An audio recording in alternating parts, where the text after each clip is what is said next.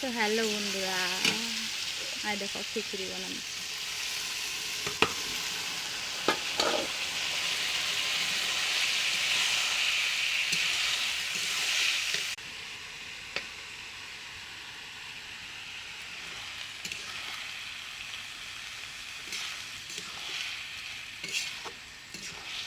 পানি পড়ছে আজকে খিচুড়ি বানাবে। তো কে কে এরকম করে খিচুড়ি বানাচ্ছেন অবশ্যই কমেন্ট করবেন। এখন হয়নি, যখন হবে তখন দেখুন। হ্যালো বন্ধুরা, তো দেখো আতপ চালে দিয়ে এটা গেছে মসুর ডাল, পুঁই শাক, আলু, তারপরে হচ্ছে তোমার সোয়াবিন একসাথে এগুলো ভাজেছে, ভাজে তারপর একটু জল দিন।